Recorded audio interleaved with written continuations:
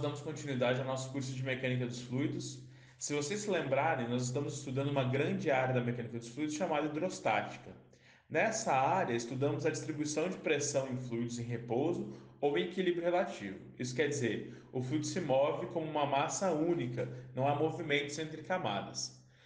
Na última aula, nós estudamos a definição de pressão em um ponto e deduzimos como a pressão varia entre dois pontos. Mostramos também que no equilíbrio estático a pressão varia apenas com a profundidade e é proporcional ao peso específico do fluido. Então, se vocês se lembrarem, o que nós mostramos foi que a pressão Px em um ponto é igual à pressão Py, que é igual à pressão Pz, ou seja, a pressão não depende da orientação, mas depende só do ponto. Provamos que a variação da pressão ela ocorre dp dx na direção x igual a menos ρA, dp dy igual a menos ρ a x a y, dp dz igual a ρ g mais AZ. E como a gente dizia, no caso do equilíbrio estático, as acelerações são zero e nós chegamos então a essa equação. Nós chamamos isso aqui de teorema de Stevens. Também na última aula nós aplicamos as equações que foram deduzidas e o teorema de Stevens para calcular a pressão entre dois pontos, em um meio fluido incompressível. Lembrando, fluido incompressível é aquele que a massa específica não varia. No entanto, como a gente sabe, o peso específico dos gases, por exemplo, ou a massa específica dos gases, ela é bastante variável, sobretudo quando há uma variação de temperatura ou características dos fluidos.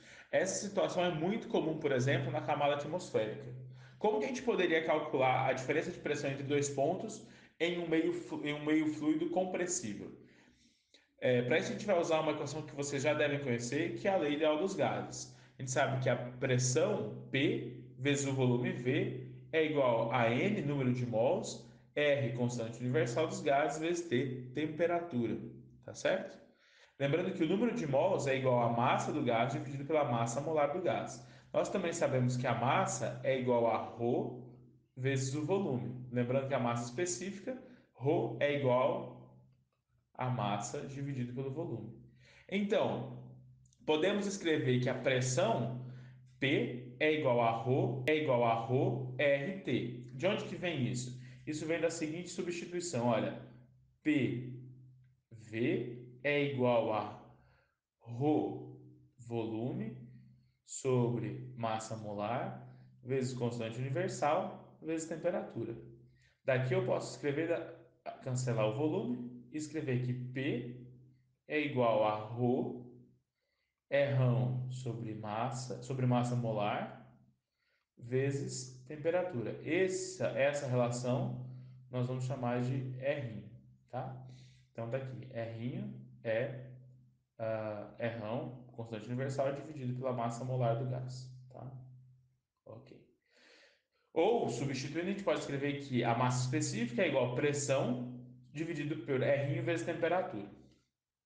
Se a gente se lembrar lá da lei de Stevens, do teorema de Stevens, a gente tem o seguinte, que a variação de pressão na direção Z é igual a menos ρg. Substituindo o ρ que a gente acabou de encontrar para os gases aqui nessa equação, nós vamos conseguir escrever essa equação da seguinte maneira. A variação da pressão P em relação à direção Z, dP dz, é igual a menos P, pressão, sobre R(T), temperatura, vezes a aceleração da gravidade.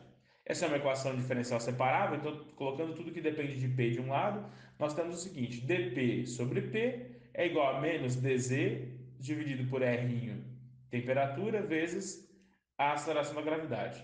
Integrando dos dois lados, nós vamos ter então a integral do ponto A até B, imagina que a gente está num fluido e eu quero calcular a variação de pressão entre o ponto A e o ponto B, tá?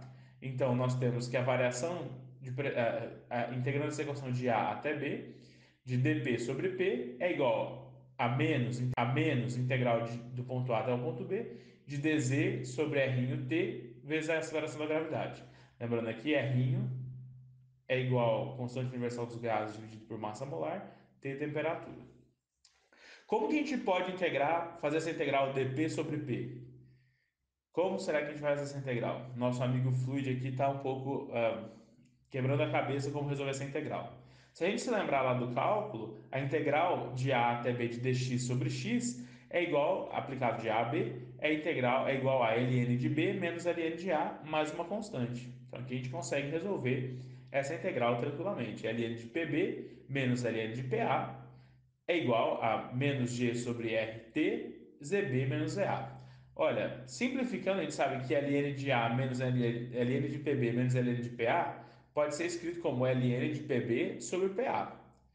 Então, isso aqui eu já troquei o sinal negativo, olha, invertendo esses dois camaradas. Então, ln de PB sobre PA é igual a G dividido por RT, ZA menos ZB.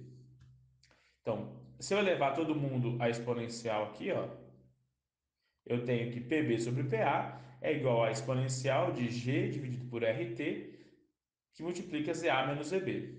Ou podemos escrever que a pressão em B é igual à pressão em A vezes o exponencial de G dividido por RT, ZA menos ZB. Vejam, essa é uma expressão muito utilizada para calcular a variação de pressão entre dois pontos. A gente consegue definir qual que é a variação de pressão entre dois pontos conhecendo a cota dos dois pontos. E, claro, a massa molar do gás que a gente está trabalhando é a temperatura. Mas vejam que aqui a gente tem um detalhe, que a temperatura é constante. Na atmosfera, isso não acontece. Na atmosfera, nós temos uma temperatura variável. E isso é muito comum, a temperatura variando com a cota Z. Então, o que mudaria se a temperatura variasse com a cota Z? Na hora de calcular essa integral aqui, nós teríamos que escrever uma função de T e Z. Por exemplo, muito comum dizer que T em função de Z é igual a Z, em que A é uma constante, tá? É, isso é muito comum na atmosfera, tá bem? Então, a minha recomendação é que vocês dêem uma olhadinha como varia a pressão na atmosfera, quais são os valores da pressão atmosférica, como ele varia, etc.